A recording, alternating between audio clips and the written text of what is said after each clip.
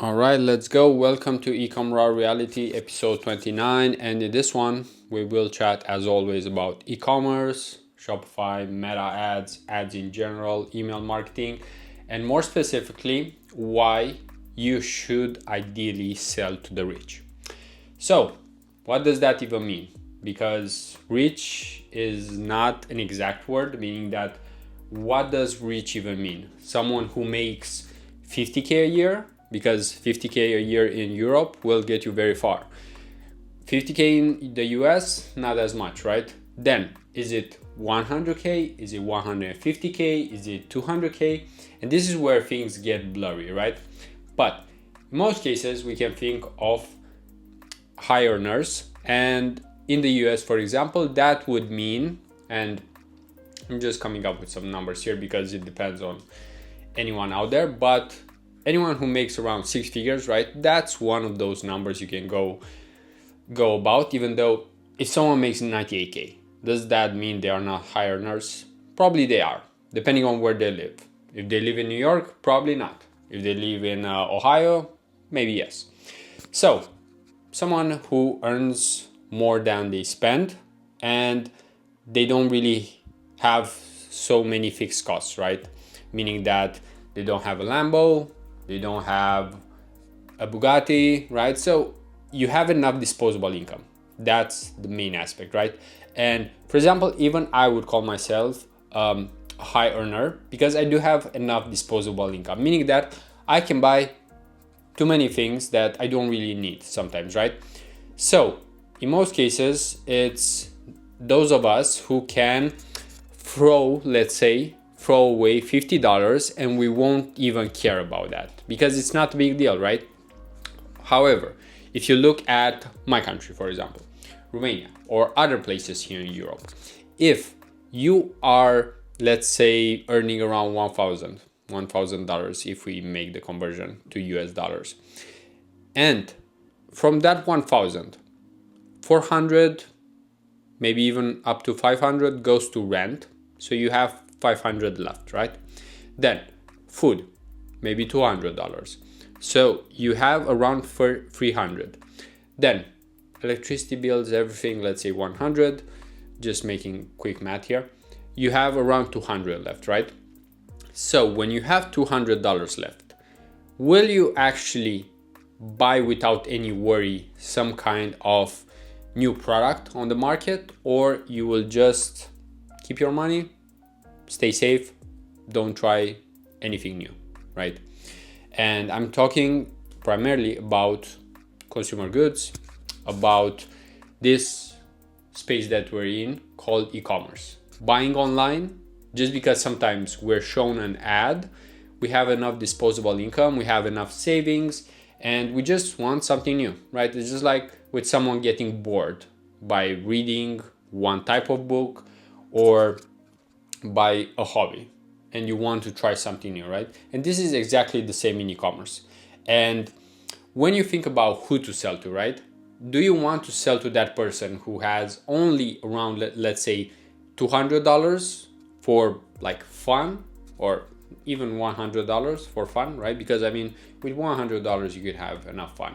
You go out with your friends, have a couple of drinks, maybe cost you $25, right? On a weekend. It doesn't have to cost you an arm and a leg. However, sometimes online, it's very easy to spend money. And I'm guilty of that myself. Because when you have an excess of money, right? So let's say instead of $200 for fun, let's say that you might have around 1,000, right? So when you have 1,000, then 5% of that, we're not getting very technical here with math and so on, but 5% of that is $50. So basically you can just throw that away and you won't really feel it, right? Although honestly, if we will talk about investments on this channel ever, then those $50 really matter. And they do add up if you add them each and every month. And it's just like with habits. If you smoke every day, if you do something, right? But these are small things. These are small things. That's why ideally we do try to become rich, let's say, right? And like I said, rich depends on the country that you're in. In Brazil, $2,000 could be rich, right? Or let's say maybe 3K if you want to stretch it. But overall, in most cases in e-commerce, this is who you're actually selling to. You're actually selling to people who can throw money away just to test things out. Of course, they are not necessarily stupid, right? I mean, I'm trying to think of myself here. Am I stupid? Not really, but also sometimes I just spend money on something because I want to try it out. For example, energy drinks, right? Monster is not really that popular around here. However, I did find a good deal at one point, so I bought like 24, probably 48 Monsters, and then I just keep them here and drink them whenever I feel like it, right? And do I need those? Not really, but this is who you're selling to. Someone who doesn't necessarily need it, but they want it because they maybe were, I would say, influenced by your marketing, right? Because there's a reason. There's a reason why I bought Monster, right? I've seen so many TikToks, so many reels from people who are similar to me from some point of views, right? In terms of mindset, gym rats, so on, right? Even though I don't go to the gym, but like I lift weights from time to time at home. But there's that similarity, right? So that's what you're actually trying to do when you're selling, let's say, to the rich. And by rich, I'm not saying mega high net worth individuals, right? I'm just saying, let's say even middle class, right? Because middle class means just that you're not poor. You have enough disposable income to have a good life, and you can basically try out different things when it comes to consumables, even experiences. So your typical family, even though let's say nowadays that is kind of changing, the middle class, I would say theory, and yeah, just in general, where that class is kind of shifting, just because as always, the rich get richer, the poor get poorer. So depending on where you are, you might actually feel richer and richer because you own assets and so on, or poorer because you just haven't developed your skills and everything, and AI right now is accelerating everything, right? So let's stay to this subject about selling to rich people. And I just said right now why it's easier and ideal to sell to rich people. For example, if you start a brand nowadays, you won't really have success, especially with paid ads, for example, or even with email, because this is what matters most, who you sell to. And I'm saying that because let's say you could sell one time to one person, right? And that is not as important long term, because even if you sell to everybody in this world almost just one time, then basically you don't really have a future. You just have like present, and yeah, you make some money, but then what's going to happen? Because especially in consumables, as an example, but apparel, jewelry, almost everywhere, you do buy from a brand maybe 2 times, 3 times, especially over the years, right? And that's how that business actually stays in business, grows, even in popularity, even in content, so that everything becomes easier actually, because you do build so much content along the way on social media, for example, UGCs, statics, you test a bunch of things, so you have all of that data. And let's not forget that data is king. Tesla right now is not one of the, I would say, most popular investments without a reason.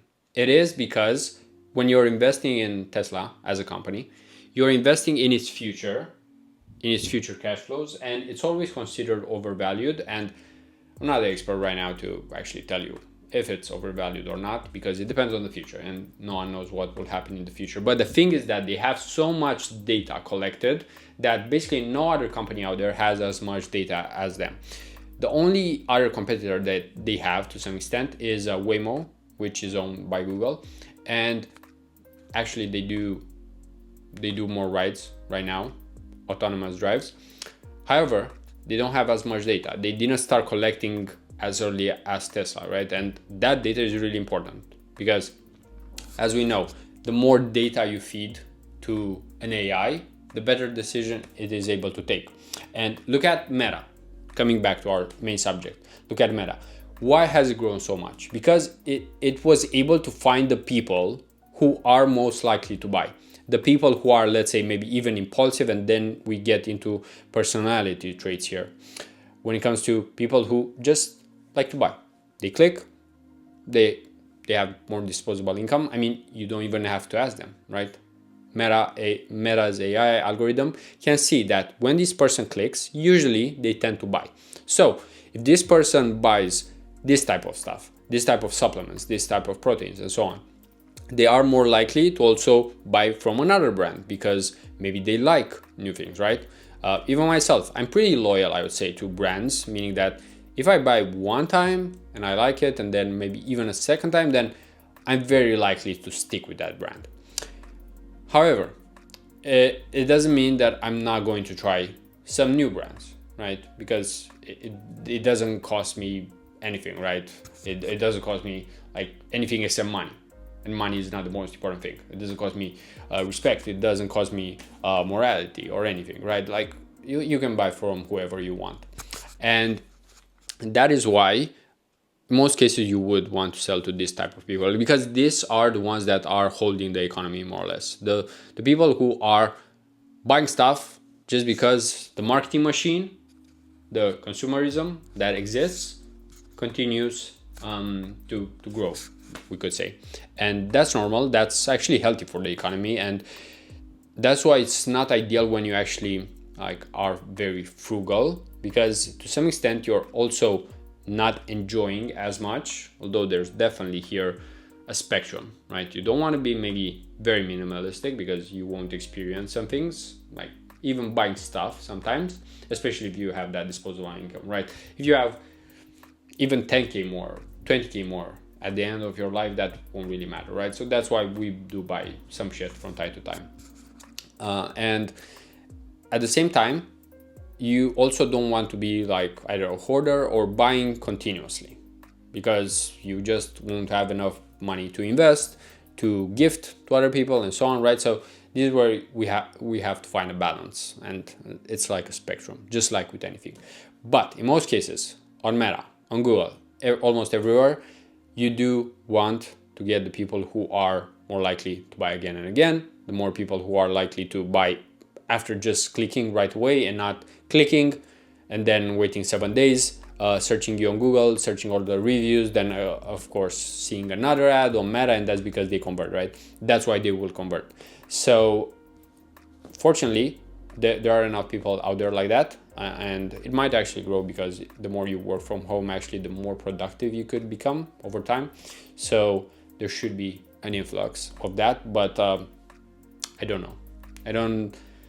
I don't try to predict here how people will behave in the future, but if we look at psychology, we pretty much know how people are most likely to take decisions. And when you have more disposable income, you will spend some of that money because of the marketing machine that makes you believe that maybe smoking is cool, drinking energy drinks is cool, maybe trying out jewelry because you deserve it, and so on, right? So it's also women who buy more in general, but that doesn't mean the value is always high, right? Women buy more, but they also don't buy as many, let's say, cars, right? Like men. So the cost of a car, the cost of 200, let's say, makeups, things, right? So proportions. But overall, that's pretty much it. We're around 40 minutes here, so don't want to make this way too long. But that's pretty much it for this one. Just wanted to share some of my thoughts, because in most cases, we do need to think of the end consumer, and that is usually a person that has more disposable income, and they are also easier to convince. So in terms of the messaging, it's always better to speak to them, and they do have different problems, let's say. So that being said, if you enjoyed this video, you can leave a like, and until next time, peace out.